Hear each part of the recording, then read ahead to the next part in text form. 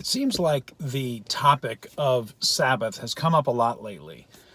Maybe it's because we're about to enter into summer. People are getting ready to take a lot of vacations. That getting away and getting some rest is kind of on the top of people's minds. But I even got two emails that were very different today. Both are from people who do a lot of writing and consulting in the area of productivity, and both had some different takes. One was a guy who wrote the post was specifically about taking a Sabbath. What are the 5 benefits? I've linked to that on my page, and I'll link to that in this under this video as well.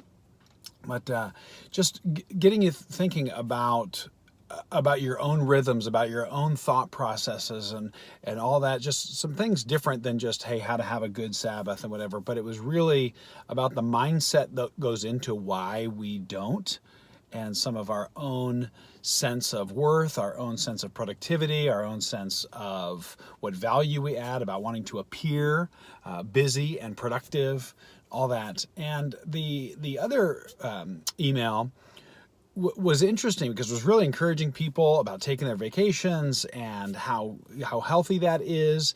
And she really had 3 bullet points. I'm not linking to it because I struggled with a piece of this, and she's somebody that I value her input. I have agreed with vastly more of what she's written than I've disagreed with.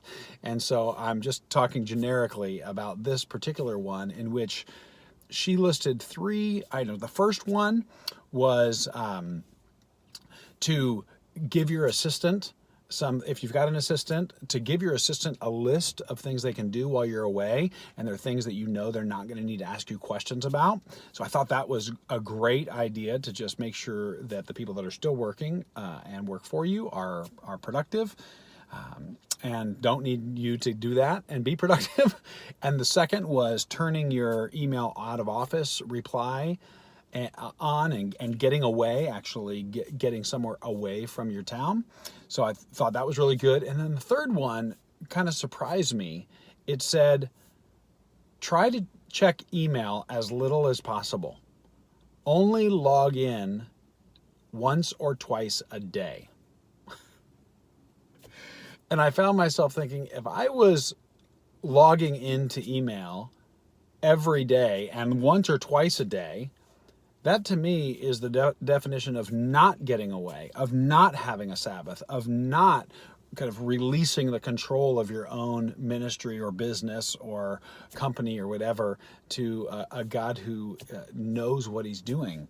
And so I've just been kind of thinking about this, and would love, for me, I'd love to hear your thoughts on these questions, because these are the questions that I'm kind of thinking through with this. Is why do we, as specifically Christians in this day and age, take something that God writes about all throughout Scripture as massively important, so much so that at different points he talks of the person breaking the Sabbath is deserving of death as somebody who murders. And I mean, looking at Scripture, why do we take something that God takes so seriously and even built into the rhythm of the first few chapters of Genesis, and we kind of make it very, very optional? So that's kind of one thought. But then the second is, as times and cultures change, is there anything that has changed about how we live that out? What does Sabbath actually look like?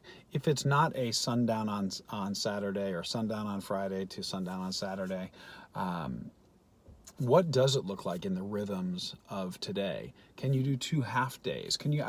Just thinking about how to practice it, how to implement it. And I've heard different ideas. I've heard people that take half days. I've heard a friend of mine that was in youth ministry doing a lot of Young Life stuff. He said he divided every single day up into 3 sections. There was prior to lunch, between lunch and dinner, and after dinner. And he just basically said, I will only allow myself to do ministry-related things in 2 of those 3 slots every day. And that was kind of how he practiced it. So anyhow, just thinking about Sabbath, and as we're heading on into summer, are you taking a Sabbath? And on a weekly basis? And do you take an extended Sabbath? Do you take a vacation? Do you actually live out the unpluggedness of Sabbath and really get some rest and spend some of that time not just doing activities that recharge, which I think is massively important, but also do we take times of stillness? Stillness when we don't have our phone nearby. Stillness when we're not just reading a good book. All of those things are good. I love reading books. I love watching movies. I love taking walks, all that. But the sitting in silence, the being still, do we ever take time to do that? I would love to hear, how are you living out the Sabbath on a weekly basis, a monthly basis, and even a quarterly or yearly basis? So I'd love to hear your thoughts. Thanks so much.